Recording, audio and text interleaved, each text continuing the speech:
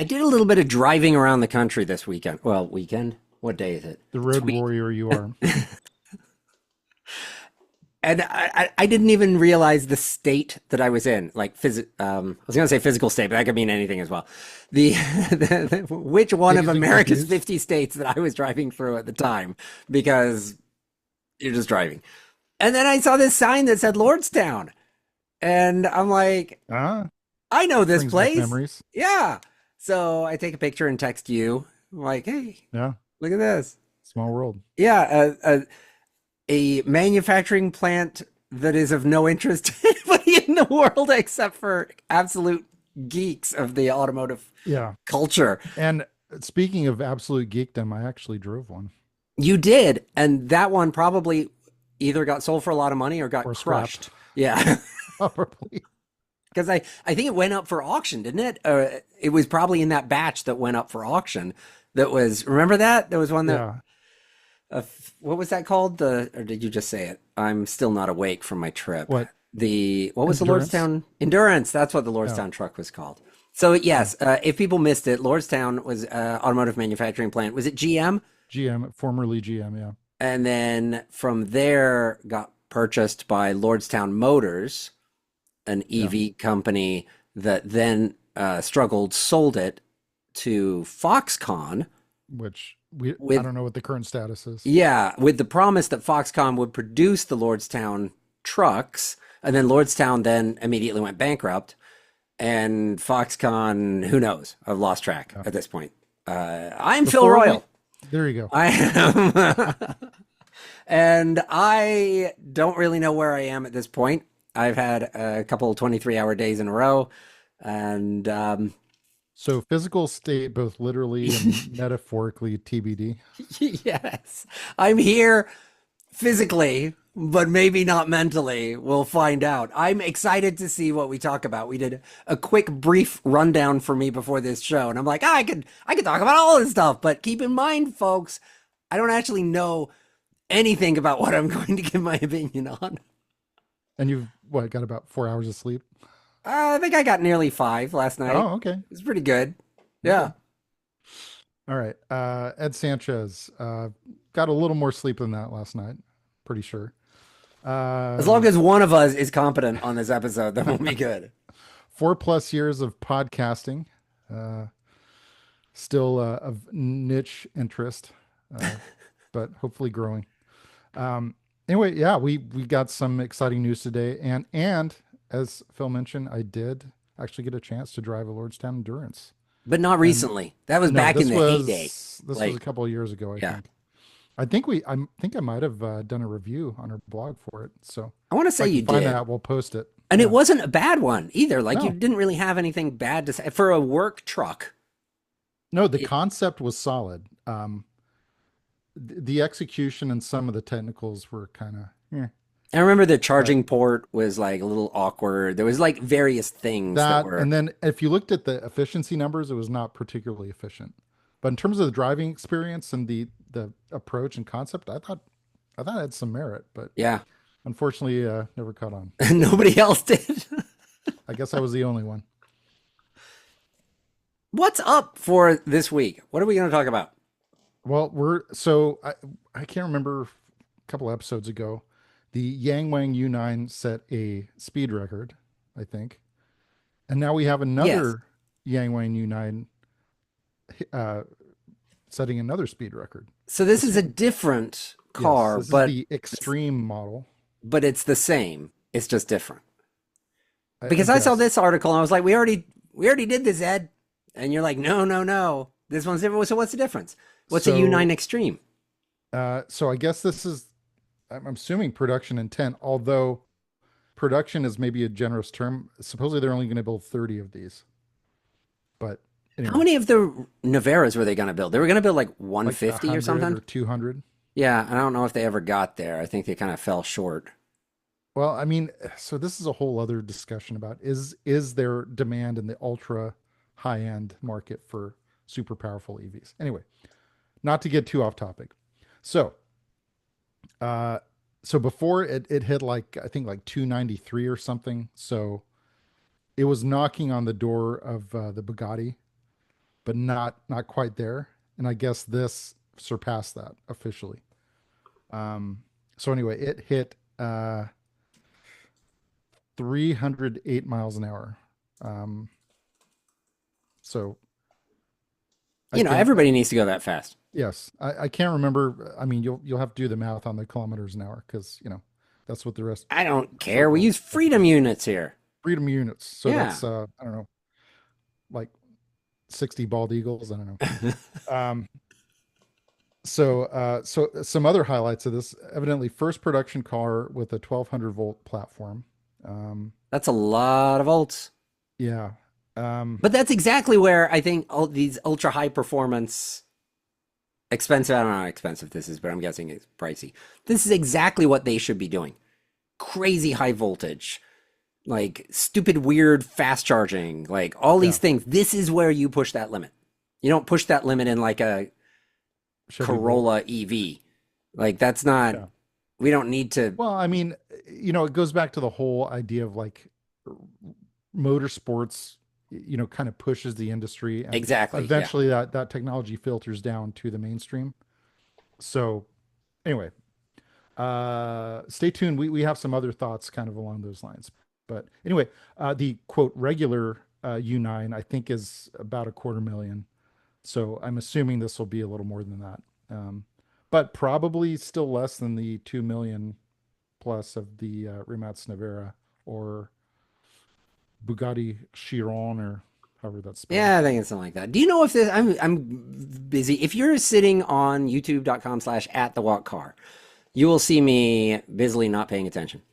And I'm trying to discover if this is a multi-gear transmission or if they did this with a single speed. I think it's single speed. Wow.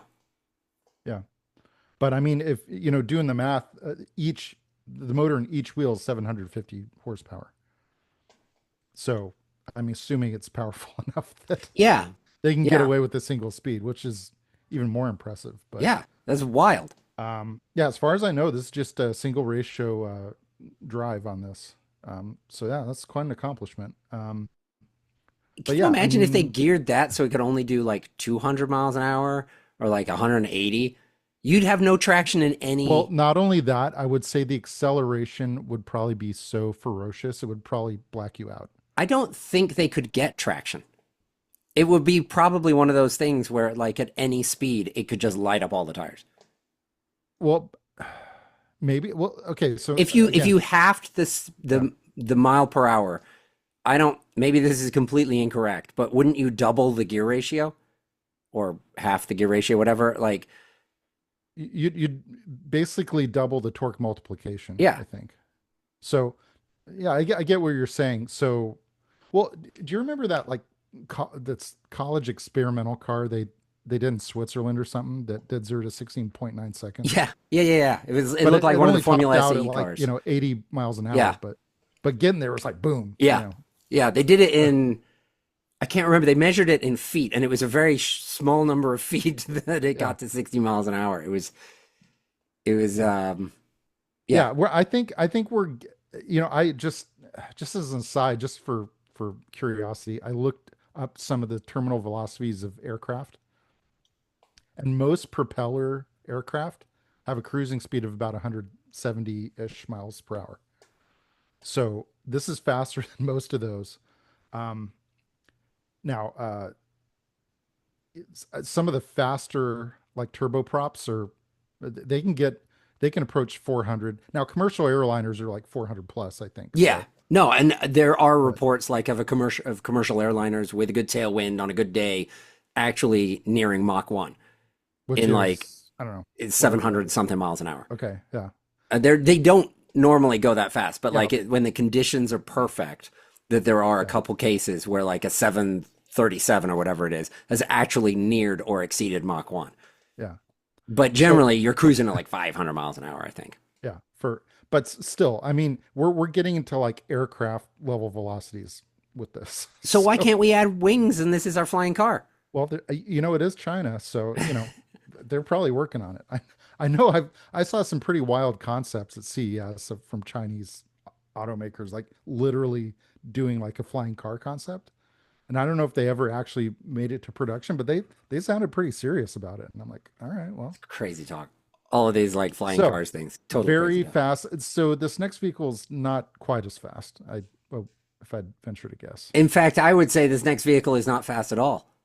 I would say that it's so not fast, it's not going to exist. Well, okay, yeah, if we're getting there. So remember, was probably I want to say about 18 months ago at this point. Ram said they were the Ram Rev full battery electric truck with a massive like I don't know whether they're saying like 230 kilowatt hour battery Yeah, pack, all the battery. all It the was battery, all the battery they were putting in. and they were claiming 500-mile battery range, which Yeah, and we speculated that this thing probably weigh about 10,000 pounds, but yeah, but it would actually be useful for trucks yeah, items like towing, because yeah, that was what we discovered with the Silverado EV. uh Is you put a just giant brute battery in force it, it. Yeah. yeah, and it can actually tow and be useful. So that's no more. Now the name is living on. So here's a little switcheroo. So they're canceling the full battery electric version. They're still going to do the range extender, but instead of calling it the Ram Charger, they're going to call the range extended model the Rev now. Wait, so okay, this goes back to me not being awake. Stay with me. So Ram was making, they were going to make a full electric truck, and what was that going to be called? Was going to be the Rev. Okay, and then the range extended version, Was which going to would be the be Ram Charger. okay, and now just the range extended version, which is a gasoline engine, presumably gasoline engine, No, it's the powering. Pentastar V6 with Okay, yeah, uh, powering a battery pack, and then yeah. the electric motors will drive the tires. Hmm. The gasoline Yeah. engine won't. Okay, so that will now be called all the names that we're going to divide up. It's now all the That's names. going to be the Rev. The range Okay. extended is going to be the Rev. And this is totally an aside. There's some speculation that the Ram Charger name will also be used for a Ram badged version of the Wagoneer.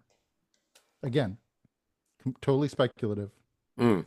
but that's one rumor floating around out there. So the Ram Charger name may not be dead, but not in the way we thought it would.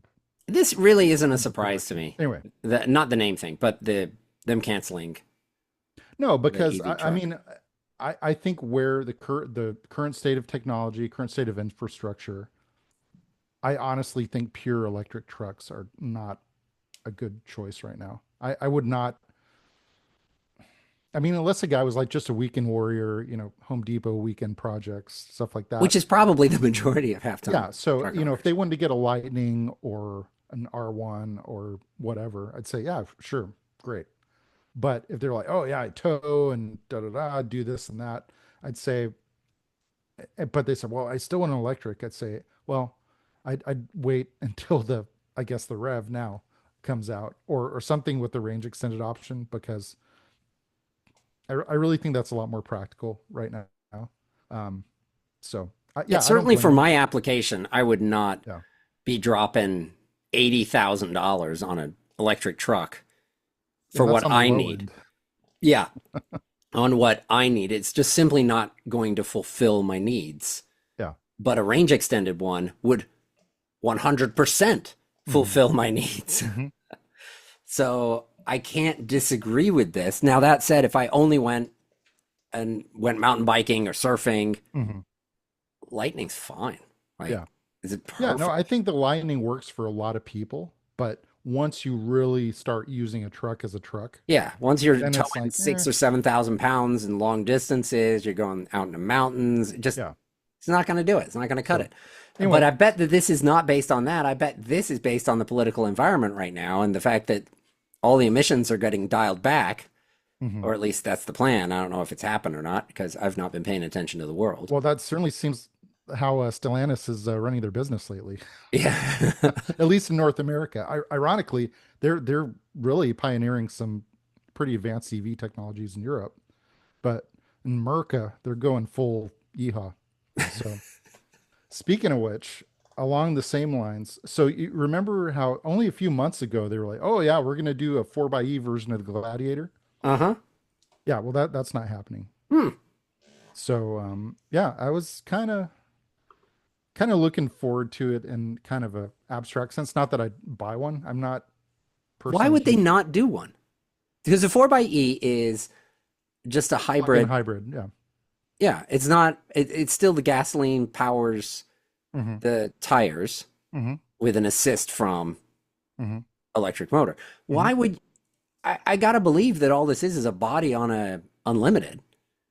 It's a longer wheelbase, but yeah, it's Yeah, but it's effectively a stretched unlimited with the bed on it. Yeah. so why would they not want to I do I, that? I think probably because the first of all the tax credits disappearing.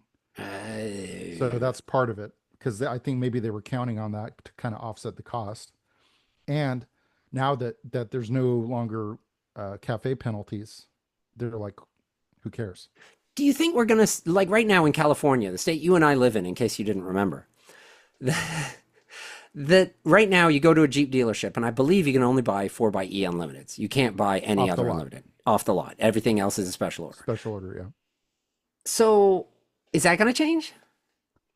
I haven't heard of a change in strategy for the Wrangler, and not only that, from what I've heard, the 4xe Wranglers are actually selling pretty well on their own. Just you know, I think I think maybe initially there was a little pushback, and people say, "Oh, I don't want this," and then they drove. I actually drove one at an event, little probably like 2 years ago, and I mean they got 470 pound-feet of torque. So I mean it was pretty punchy. I was pretty impressed by, now granted it was just kind of a down the block and back short test Yeah. drive, but Yeah. um I mean they got plenty of power and they're pretty punchy. So I mean I think from a drivability standpoint it's pretty compelling experience. But um yeah, I think now that there's no longer the stick of cafe fines and regulations, are kind of like nobody really cares.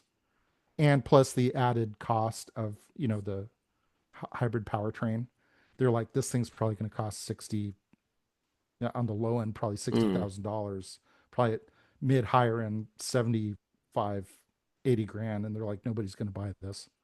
So I mean, again, you could speculate on exactly why they did, but I think my feeling is that they're keeping a lot of this stuff in their back pocket for when there's a change of administration, and most likely a change in in rules regarding fuel economy, efficiency, so forth. And then so they're just kind of, I think, delaying that for a few years. I Do think you'll probably see this model eventually, but not immediately. you think they're still continuing to put money into development of this stuff? Or do you think they're just pausing the programs and saving the money? I would think the R&D on this. I mean, they announced it a few months ago, like it was pretty imminent, and so they just very kind of suddenly just. Huh. I would guess that the R&D on this is basically done. That my guess, if we do see this model, my guess is it would be probably like 27, 28 when it comes, if it comes. The Yeah. only concern I have with all like whatever, I mean, this administration is doing some wild Hmm. things Hmm. with emissions and whatnot. And yeah, if the next president comes in and they're Democrat or they're a more like Republican and not No, an progressive Republican, yeah. yeah, In terms of environmental, yeah. then then everything will swing back. I'm wondering how far back this administration is setting us in um, just the development of this. Are they pausing? Are the manufacturers pausing the development? They're just going, okay, well, that team, we're not going to have to worry about this for at least the next 3 years. So that Hmm. team can go off and they can do something else. And we'll, They can figure out how to stuff the Hemi and the Gladiator, yeah. which they've already done, but supposedly. So Anyway, yeah. I just, that's my only concern is that it's not just that we're pausing the release of the vehicles, is that we are pausing the development and setting ourselves back, which the rest of the world, I mean, if it's only American manufacturers that are doing it, then Hmm. they're not really getting any further behind each other. But the rest of the world is continuing the development. Yeah, And yeah. all it does is set us up for failure down the road because we won't be able to compete. We'll be 4 years behind on where we should have been. And already we can't produce things that are competitively priced as it is. So we're going to have things that are more expensive with fewer features. my feeling is they've just delayed or slowed down the market launch and at least temporarily the development resources on some of these models. I mean, Ford did a big presentation a few months ago on their future, modular EV sort of thing. You remember that presentation Farley did? Yeah. And where they're going to basically completely reconfigure the Louisville plant where they make the Escape right now. It's going to be all EVs. So I think that stuff is still happening in the background. And I still think, and again, this is just my kind of analysis of this. There's still kind of a consensus in the auto industry that come 2028, 2030, things are going to flip again, where there's going to be a much larger emphasis on environmental friendliness, fuel economy, so forth. So I think they're just kind of tapping the brakes a little bit for now. And especially in the case of Stellantis, they need sales badly because the last few quarters they've not done well. Yeah. And they've in some ways kind of dug a hole for themselves for so many years by kind of doubling down on the Hemi bad boy tire smoking kind of image. And they've basically conditioned their customers to want that. So when Tavares very suddenly kind of flipped the switch and said, okay, we're killing the Hemi, we're going EV, we're going to do this Hurricane Turbo 6 and all that, it really alienated a lot of their customers. So, for better or for worse, I think Stellantis, at least in the near term, is going to have to kind of placate their customer base, bring back the Hemi, as much as they can, and, try to build up their sales before a few years down the road, they're going to have to flip the switch again and go in a more, progressive direction with their powertrain strategy. Anyway, that's just my take, but Yeah. anyway. No, well, so to prove my point a little bit, the next item that you put on this rundown is a foreign company that is continuing its development of things like range extended vehicles. Well, because they're a global company. And they do have a significant presence in the US and North America, but they're also all over the world. The Hyundai Group. So they said, but what's kind of interesting though is a few years ago, Hyundai was saying, "Oh, we're all in on EVs." Now they're still kind of flirting with fuel cells a little bit, but they were super, super bullish on EVs. They're doing God's work with the fuel cell. Yeah. And now they're kind of backtracking a little bit by saying they're going to bring out a bunch of what they're calling EREV or range extended electrics in 2027. So again, that's kind of an interim step toward full EVs. I still consider the Hyundai Group, I would among the mainstream OEMs, is kind of a leader in EVs, with the eGMP vehicles. But I think they're getting the sense that a lot of customers are still not ready to make the full leap. So they're saying, okay, in the interim, we're going to do these range extended models, kind of training wheels for people that are kind of EV curious, but not quite ready to make the full leap. So anyway, those are coming 2027. They said they're targeting 600 plus miles of range. They say they're going to use in-house developed batteries.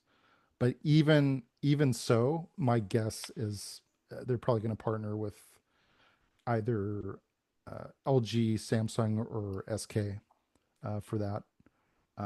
Because even Tesla, their in-house battery packs are with Panasonic. So anyway,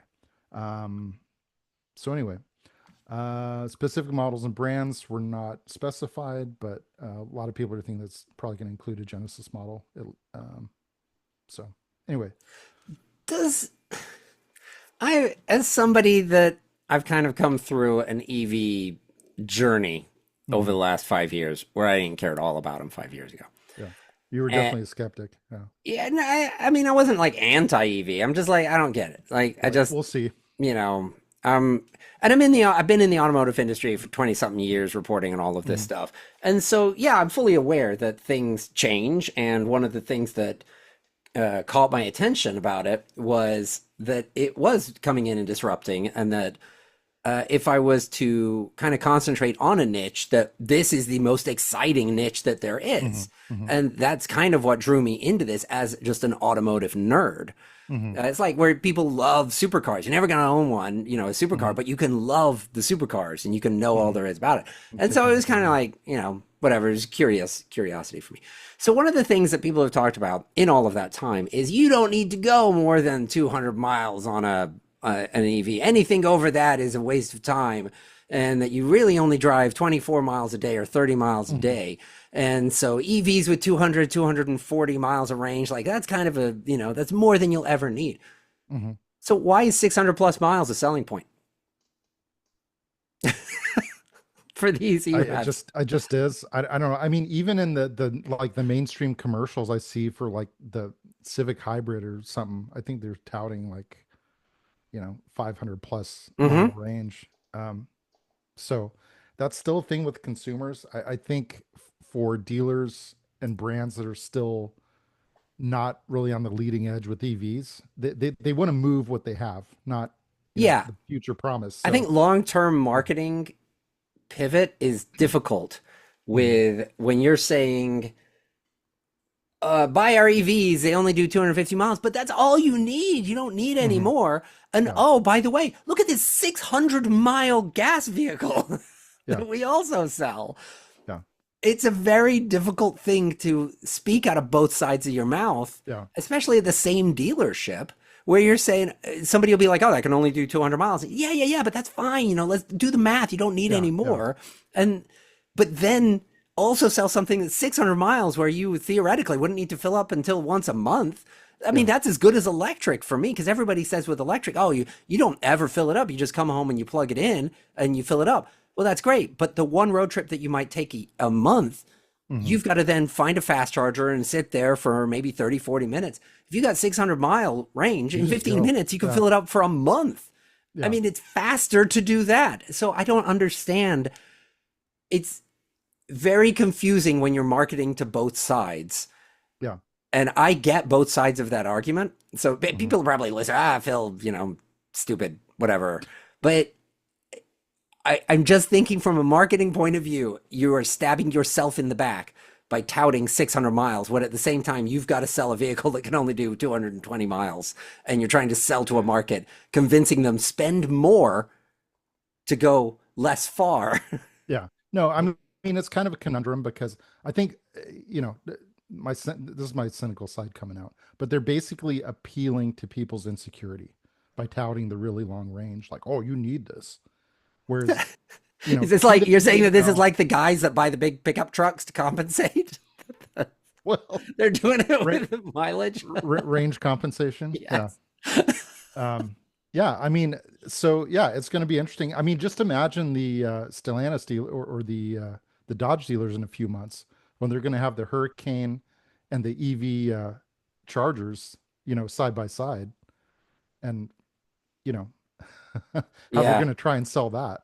Yeah. And if rumors prove true that they're trying to put the Hemi back in it, I mean, so that's going to be really confusing. Even though by most indications the Daytona EV beats all.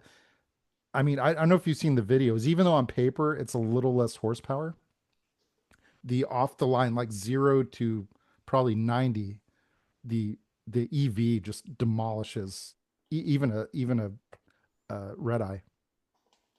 Um, and they're like, dang, this thing is really fast. Yeah. And Yeah. these were like haters. They're like, oh, I hate this car, blah blah blah. And they drove. They're like, dang, this Yeah. thing really moves. Butts in seats. That's what everybody says. Butts and seats. So yeah, I mean, to your point, it's going to be interesting how when that day finally comes, when they kind of start shifting toward EVs, how they're going to spin that. But They'll just anyway, ignore the past. It's just people have it just sticks short in your memories. Yeah, head of like, oh, but my last car went 600 miles, and that was a selling point. That was what swayed me, was all that marketing. uh, yeah, but like you said, people are Dumb? Yeah. persuadable. Oh.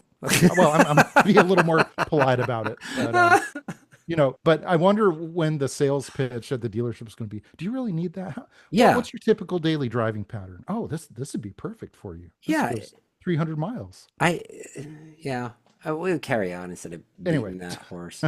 so somewhat related to this last announcement, I guess Hyundai said they're going to do a body on frame midsize truck So this would be, I guess, a step above the Santa Cruz.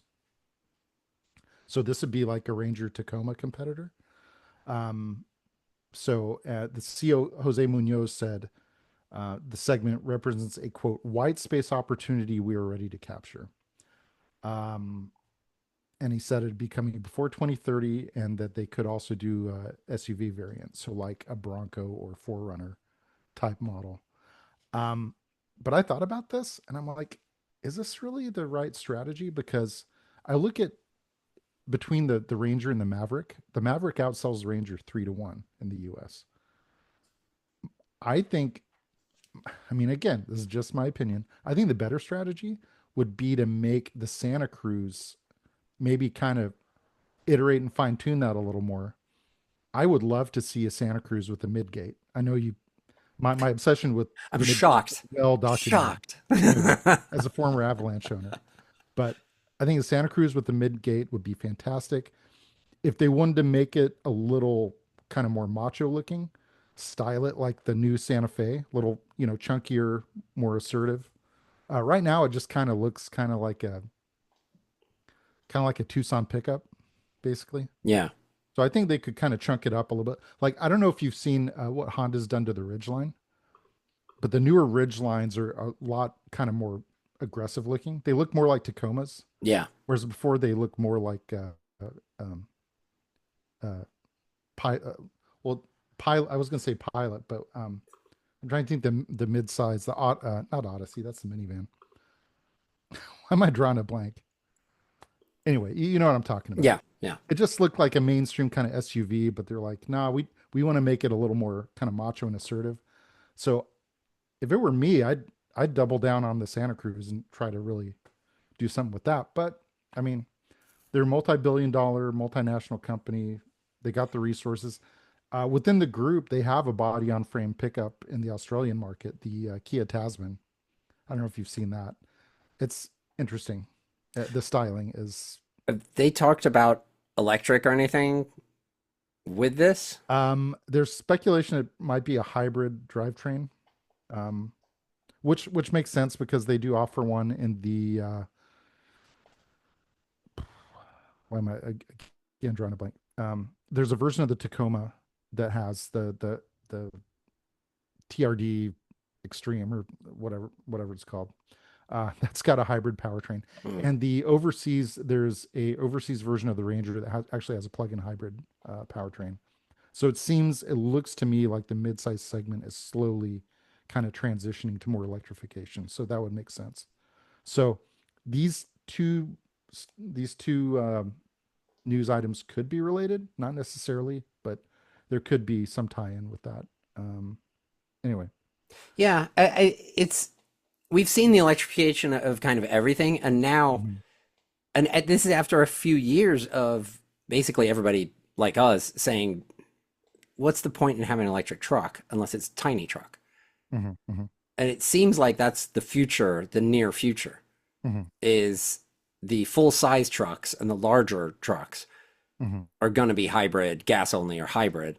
And then mhm, maybe the little ones might be electric, whatever. But mhm, it seems like trucks are going to be exactly what we said they should be several years ago when everybody started saying they're going to produce mhm. electric trucks, which is put a gas engine in there Yeah, and make it useful, and then take the cars and do go full EV electric. with the passenger cars. Yeah. Yeah, yeah, yeah.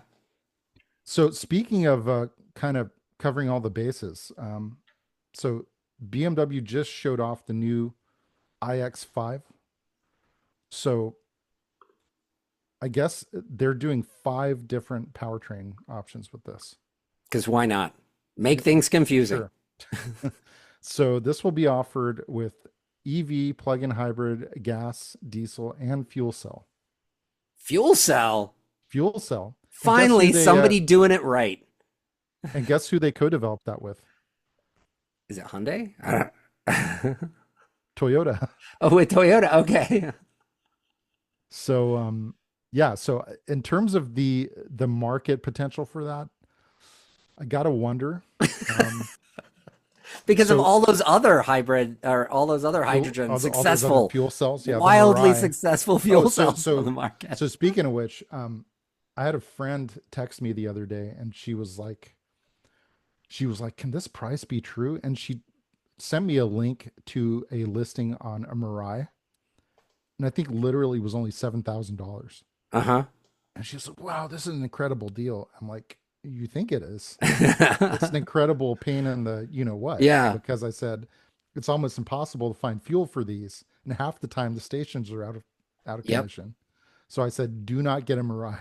And then on top of that, I don't know what the pricing is now, but there was an article a Mhm. couple of years ago on how expensive it was to fill up the Mirai Well, with hydrogen. once you've blown through the credit, because when they Yeah. sold these new, they came with like a $15,000 fueling credit. But once that's expired, I guess the like price per gallon equivalency on hydrogen is something like $10 a gallon or Yeah. something. It was the equivalent of running Yeah, like race gas yeah, in a Camry. It just yeah. Essentially, so yeah, I could see why the price was so cheap. But anyway, they're still, I guess BMW is still committed to it and still thinks it's the future and always will be. and But always will be. Yeah. I so I don't know. What are your thoughts on this? every time so my kids are learning a couple of my kids are learning about they're doing one of my kids is doing this Hmm. interesting thing in school where they are taking cities. Maybe this is just a granola tree hugging hippie California thing, but they are taking theoretical cities and the city requirements. Keep in mind this kid is Hmm. in elementary school, I know that's pretty and they are impressive. taking these theoretical cities with the population and the requirements of like what the city needs. And CO2 footprint and all that. well, no, they're determining what would be the best electricity source Mm. for that city, whether it be solar, wind, nuclear, Hmm. Natural coal. gas. Yeah, and they're looking at the various elements, the amount of footprint that they have available. Hmm. I mean, this is fourth grade. Cost. Yeah. Uh, yeah. So well, I don't know if they're looking at cost necessarily, Hmm. Hmm. but the, so I was talking to her a little bit about this, Hmm. and Hmm. the only time that I could come up with as a good use of hydrogen in Hmm. at all in any of this was producing green hydrogen to power the city at night. So Hmm. excess power generation via solar Hmm. during the Hmm. day or wind, and then you can convert to your excess into hydrogen to power at night, because that was one of the problems that they were having in their study Hmm. was nighttime Hmm. or when it's not windy. Hmm. And it Well, of course, I, my easy answer to that is battery storage, but well, yes, but you could also transport in hydrogen, or you could transport it out. You've got hmm. movability that comes with hydrogen. Hmm. So yes, batteries also one of the things, but I think batteries came part and parcel Renewables. with the renewables, yeah, because you'd Hmm. have to buffer it into something. Hmm. So it's whether or not you build out the battery, or could you produce, giant canisters and you could store Hmm. a ton of hydrogen. But that was the only use case that I could find for it. Hmm. I couldn't, nowhere in there was I like, yeah, you could do that, and then the excess, and then you could sell it at the gas station for hydrogen powered, fuel cells. Hmm. Nowhere in there was that. So I I don't know if like if you go to a lot of websites now, when you scroll to the bottom of the page, you get kind of the clickbaity kind of scammy links like, doctors don't want you to know this one big secret or, Hmm. whatever. And then another one uh, that kind of pops up every now and then is Toyota develops water powered engines. Yeah. This will kill EVs. Yeah. Yeah. And then I went into a Reddit thread, and I guess some people that have some actual knowledge of science broke this down. And they said this would actually be energy negative if you think about it. Because in order to get hydrogen from water, you have to do electrolysis to separate the hydrogen and oxygen molecules. And then when you recombine them, you're going to have an energy loss. So Yeah. I anyway, yeah, we've talked a lot about hydrogen, and this, you want to talk about your personal transformation. I remember the early days of this. You were kind of rah rah hydrogen, oh yeah. and No, until we had Charin on, and you yeah, were that was talked about MCS, and you're like, wow, okay. that was the turning point, was seeing megawatt charging Hmm. and the realities of that and what that can mean for the industry beyond Hmm. passenger, but also to commercial Heavy duty, yeah. more heavy duty with trucking, with boats, Hmm. with airplanes, like Hmm. that. I actually saw The potential, the yeah. potential of that. And I'm still not 100% sold that maybe hydrogen doesn't serve a purpose somewhere in aviation or something like Commercial, that. yeah. But it's definitely not mainstream. And much like now where they use bunker fuel in the giant Hmm. boats, like we don't use bunker fuel. There isn't a car that uses bunker fuel, but there is a niche. It's if you don't know, bunker fuel is essentially one step above tar, like what Yeah. they reseal asphalt with. Yeah. And there are these transport ships that use Yeah, bunker fuel, yeah. but it's not needed in anything other than that one application. So I could Yeah. totally see where in some world where we end up with, and I'm just making stuff up, but we Hmm. end up with hydrogen Hydrogen powered, powered freighters. Yeah, yeah, or yeah. No, I or could see that. or trains or something where it's just one specific application where that made sense. Hmm. So I guess But yeah, BMW keep your so there's still a hydrogen and keep believer, working I with guess. Toyota on hydrogen, and you All can right. sell it to the future of bunker fuel replacement. Like I don't know. Yeah. So this next one, you want to talk about nerdy. This gets super nerdy. And full disclosure, I'm not an electrical engineer. So the kind of the technical description of this, I'm still trying to understand in my head. So, but I'm gonna try and talk through it. You said, "Oh, I have thoughts on this." So we'll get to I that in a do. second. Yeah. Okay, so Panasonic, who in the greater scheme of things, they're not the largest, I mean, that's now like CATL and BYD and all that. So they're, I'd say probably number 4 or 5 globally in terms of battery. They were an early partner of Tesla. That's kind of, I guess, how they got their notoriety in this segment. Panasonic is working on developing an anode free battery. And I was like, what? Hmm. So, but I guess how they're doing this is when it's like physically manufactured, it does not have an anode. But, and again, if you're an electrical engineer, please comment on the YouTube video or email us. Let us know kind of how this works because I'm still not totally understanding this. When they charge the battery, like just after manufacturing, it basically develops the anode from the charging process. The charging process creates the anode. So I guess the idea with this is they're more volumetrically efficient in that rather than having to physically produce and manufacture an anode at the manufacturing stage, just by virtue of them, the charging creating one, it increases the power density. So I know it's like what? I don't understand it. That said, we hear about battery technology changing all the time. This is going Yeah, to be the game changer. This goes back to what you were saying about water powered engines and at the yeah. bottom of these. We've been hearing about all this stuff for a while. Hmm. I want to aiming to have battery in production by 2027. We'll see. Yeah, we'll see. We'll Yeah. see. I I know that everything you need baby steps along the Yeah. way. And I Yeah. think we're always I don't know if this is a baby step or if this is a giant leap. I don't know. Hmm. But it could To increase me, battery what capacity it by always 25%. Seems like a giant leap to me.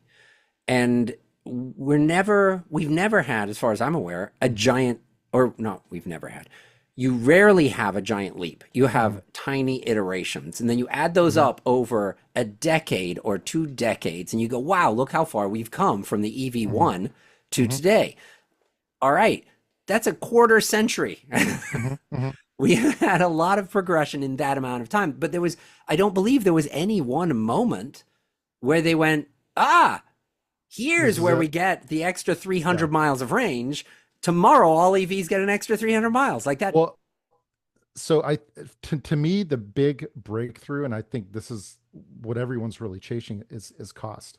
So Mhm. it's one thing to develop this in for $2.5 million ultra exotic and say Yeah, this back has to the these Yangwang of the 1200-volt Yangwang or architecture. the That is exactly Vera where or these whatever. things get tested. Yeah. But the challenge is to do this in large volume, low cost, mainstream applications. So again, I don't know where they are in that stage. My guess is, the early versions of this are going to be not the cheapest. Maybe, but I mean, it sounds like that with this process, maybe they have cost in mind, and that if it removes a stage from the manufacturing process where they can basically create the anode through just the charging, I mean, I'm sure, you know, they're looking at manufacturability with this. So again, important if true, 25% is huge. Uh, so if this happens, this could be a pretty big breakthrough. Um, but I yeah, Yeah, so maybe I got really jaded with the 4680 cells the Tesla has, where yeah, that was supposed to be exactly this kind. I the mean, big not, game changer. it was Yeah. supposed to be the huge game changer. It just wasn't. It just, Well, no, but now, LFP was supposed to be the next big game changer. Now they're talking about sodium batteries. I I think mean, LFP is a game changer, but not in the sexy way. I think it's the game changer in in terms of the cost, yeah, costs and its ethicalness of manufacturing, yeah, cutting out certain chemicals, things like that. I think it's a it's a nerdy game changer, not a not a sexy sexy game game changer. changer. Yeah. Yeah. Anyway, important if true. We'll see what happens with that. And last item. Last item. Okay, the Nissan Aria came out what, like 2 years ago, I think. Yeah, something like that. Or Yeah. mid-size SUV, presumably kind of Model Y competitor. Yeah, it kind of snuck up on us too. Like Yeah. they were like, "Oh, we're going to produce this." And then it just kind of disappeared. And then boom, they were on the street. I mean, that was how it was in my mind. Yeah. And I guess it's disappearing again. It's So no longer on the street. supposedly, yeah, Nissan is dropping the Aria from the US market. Not globally, interestingly. They're going to still sell it in overseas Hmm. markets.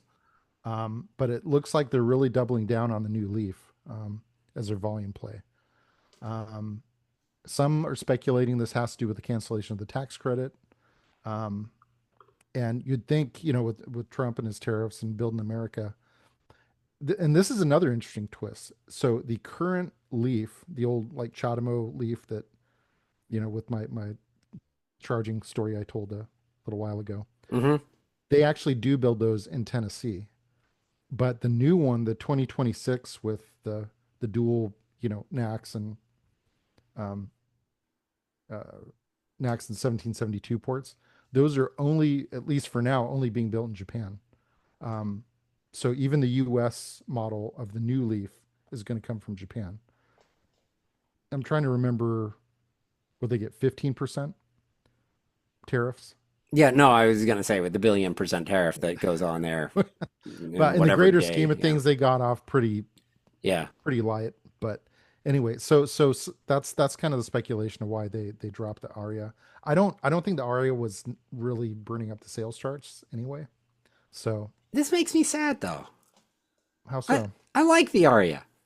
No, I it think was nice, it's but a it was, handsome looking vehicle. yeah, It's not gonna like wow anybody, but they look every Aria that I see looks nice hmm, cruising down the no, road, it's parked at the classy side of the looking. Yeah, road. I've not heard too many bad things about it. It's not like the BZ4X that was like it had charging issues. And maybe the Aria does. I just you don't hear about it. So hmm, I assume it's just a generally good EV. I know from what I know of it, it's just hmm, a nice solid selection. Uh, yeah. No, it's kind of a bummer. I mean, I think whenever you have less choice, it's not generally a good thing. I understand from the business case though. Nissan's new CEO, he's really aggressively going after cost cutting. I mean, they're closing one of their flagship buildings in Japan. They're the latest thing I heard is, I guess, for decades they had a specific UV treatment on interior materials, but that was before they started instituting UV blocking glass. So they're like, well, if we already have UV glass, why do we still have to do this? So they're looking at down to like the cent level on trying to reduce costs. So reduce costs, and the flip side of that is increased profitability. So I kind of get why they're doing this, but yeah, I mean, yeah, So it's you're kind of a saying bummer. the underwear gnomes are the ones that are running the show. That I that reference just went. yeah, that's like a 25-year-old South Park reference. Okay, I guess I'll have to go back on YouTube and look that up. Yeah, search for the underwear gnomes. Yeah, I Yeah, kind of it's a always bummer. like these. It's not standout. It's not like, Game changing. Yeah, yeah, it's not elusive. It's not anything wild. It's just a solid, it's like a nice, comfortable pair of shoes or something. That this yeah, is just, it snuck up on me and it quickly like just became part of EV worlddom to yeah. me. So this is another model that, in my mind, like we were kind of talking about the Gladiator 4xe. This is a Mhm. model I think will maybe at some point make a comeback. Maybe when they do the mid-cycle refresh or redesign, my guess is they'll probably come back. But Yeah. again, purely speculative. If I'm wrong, don't sue me. Anyway, Yeah. There you go. that's pretty much it for this week. That's it. Next week, I'm on the road again. Yeah, but I think we're gonna have a kind of a We're gonna chew deeper on dive something. into. Yeah. We actually were thinking of discussing it this week, but I thought, you know what, this is its own episode, so we're gonna Yeah. make it its own So episode. we're gonna just pick a topic or two and just chew on it for a while and make you absolutely sick of that one topic by the time we're done. What do I say at the end of these episodes? Because I don't remember anymore. I say show notes are available in the show. If you're Yes. listening to this on a podcast, it's already there on your phone. If you are watching it on YouTube, just scroll down a little bit and then you don't have to look at our mugs and you can read the show notes that are in there where there will be links to everything that we talked about. I did say YouTube, youtube.com/@the-what-car is where you can find us. You can find us on social medias, not all of them, and we're not super active. The best thing you could do is share us on social media. You be our social media. Do the work for us. You're welcome. And I don't know. There's whatcar.com/advertise, but I Did you mean, mention youtube.com/@the-what-car? I think I did, but I probably said it It wrong. can't be overstated though. Yeah, it cannot be overstated. Tell your friends. All right. See you Talk to next week. you about whatever it is we talk about next week. Maybe I'll actually be awake for next week's episode. I'm sorry. See ya. Bye.